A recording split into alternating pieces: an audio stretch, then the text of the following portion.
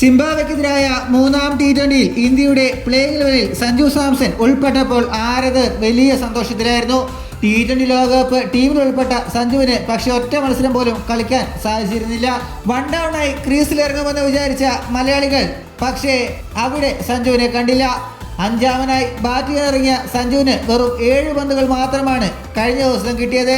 അതിൽ 12 റൺസ് അടിച്ചെടുക്കുകയും ചെയ്തു. ഇതിൽ 2 ബൗണ്ടറിയും ഉൾപ്പെടും. 3-ാം നമ്പറിൽ അഭിഷേക് ശർമ്മയും 4-ാം നമ്പറിൽ ഋതുരാജ് ഗെയ്ക്വാദുമാണ് ഇറങ്ങിയത്.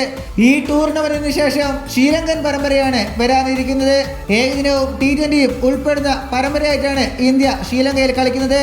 അതുകൊണ്ട് തന്നെ സിംബാബ്വെ ടൂർണമെന്റിൽ ഏറ്റവും മികച്ച പ്രകടനം കാഴ്ചവെക്കുന്ന മികച്ച താരങ്ങളെ മാത്രമാണ് ശ്രീലങ്കൻ പര്യടനത്തിൽ തിരഞ്ഞെടുക്കുക.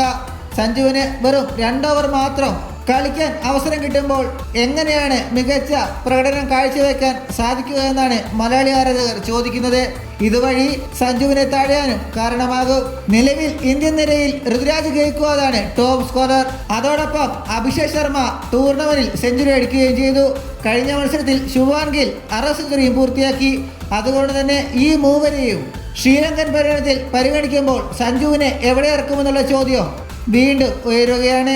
ഇതുപോലുള്ള പുതിയ വാർത്തകൾക്കായി ചാനൽ ഇപ്പോൾ തന്നെ മറക്കാതെ സബ്സ്ക്രൈബ് ചെയ്ത് വയ്ക്കുക.